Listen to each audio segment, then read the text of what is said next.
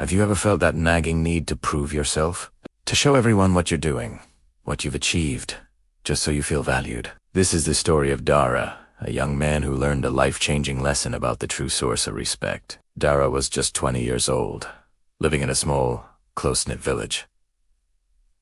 More than anything, he wanted to be respected, but he had this one idea stuck in his head. If people do you and see what I'm doing, then it's like it never happened. They won't value me.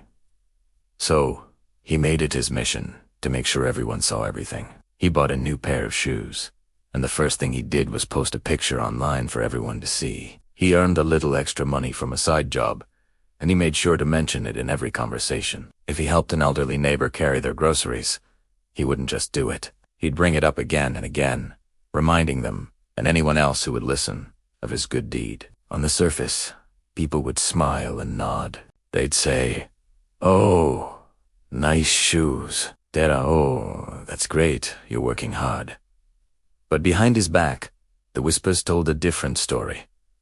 Why does he try so hard to impress everyone? One person would say, another would add, he talks more about what he's going to do than what he actually achieves.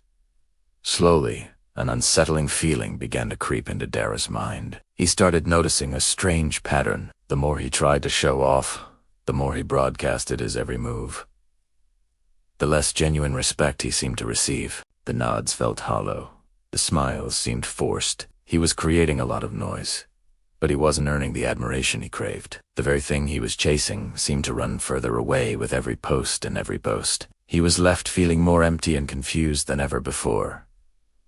What was he doing wrong? One quiet afternoon, feeling a bit lost, Dara was wandering through the village. His path took him past the workshop of Grandpa Vanuk, the old carpenter. For 40 years, Vanek had been the hands that built half the homes in their village. He was a man of few words and simple habits. He wore plain, durable clothes, not for show, but for work. You would never hear him brag.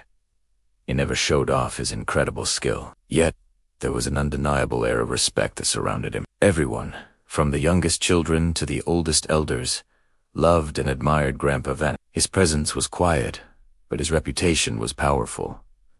Dara couldn't understand it. Here was a man who had achieved so much, yet he never spoke of it. Driven by his confusion, Dara approached the old man. "Grandpa," he began, "I have a question. You've built so many things. You're so skilled, but you never show off your success. Why do people respect you so much?" Grandpa Vanek looked up from his work, his eyes crinkling at the corners as he offered a gentle smile. Without a word, he picked up a rough, uncut block of wood and handed it to Dara. "Carve this," the old carpenter said, his voice calm and steady. "But here's the rule. Don't tell anyone you're doing it. Don't post pictures of your progress. Don't even talk about it. Who's to work on it silently?" Dara stood there, holding the block of wood, completely bewildered. Carve in secret. What was the point of doing something if no one would see it? How could this strange task teach him anything about respect? It went against everything he believed, but there was a wisdom in the old man's eyes that Dara couldn't ignore. Confused but intrigued, he decided to try. The first few days were torture for Dara. He'd sit alone in his small room, the wood and carving knife in his hands, feeling an almost unbearable urge. He wanted to take a photo of the shavings on the floor, to post a quick update about the shape he was beginning to form. He wanted an audience. He craved the validation of a like or an encouraging comment. The silence felt empty, unproductive. What was the point of all this effort if it went unnoticed? But he remembered Grandpa Vanek's calm instructions, and he persisted. Slowly, as the days turned into a week, something inside him began to shift. Without the pressure of an audience, without the distraction of trying to craft the perfect caption, he found himself getting lost in the work itself.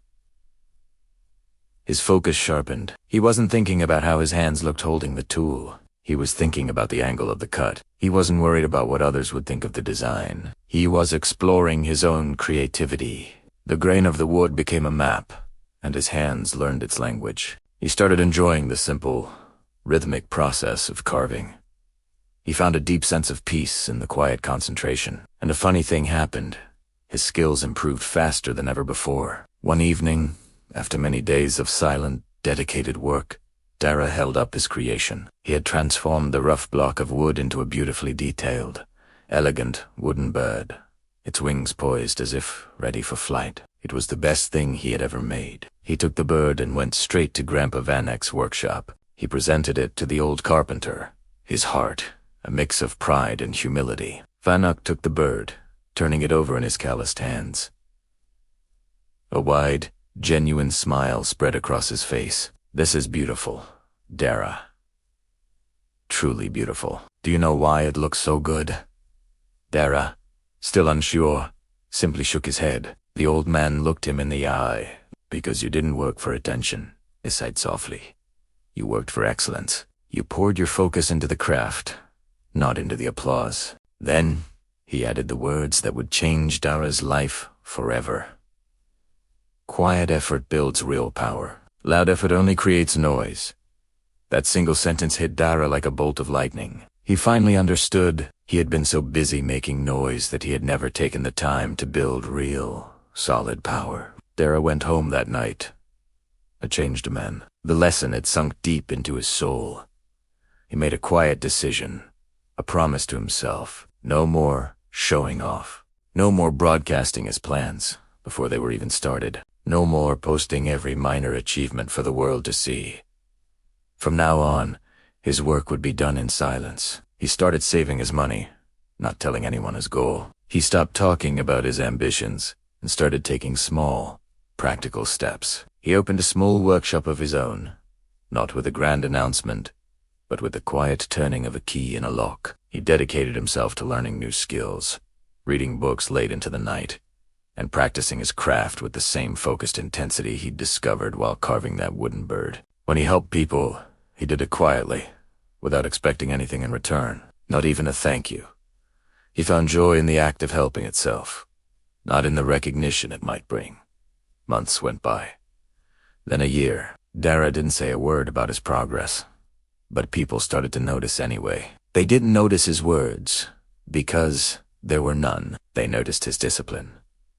They saw the quality of his work improving. They saw his small workshop becoming more and more successful. They saw the genuine way he helped others without making a fuss. And a new kind of respect began to grow around him. Respect that was deep, authentic, and unspoken. It wasn't given to him because he demanded attention, but because he had earned it, piece by piece, through silent, consistent action. His success finally began to do the talking for him, and its voice was far more powerful than his own had ever been. In life, not everything needs to be announced. Think about it. A seed grows silently in the dark, hidden beneath the earth. But with time and nourishment, it becomes a giant, unshakable tree. Its strength is obvious to all. No announcement needed. Remember, the loudest room is rarely the strongest. The person who shouts about their potential is often drowned out by the quiet worker who is actually building it. That is the one who becomes unstoppable.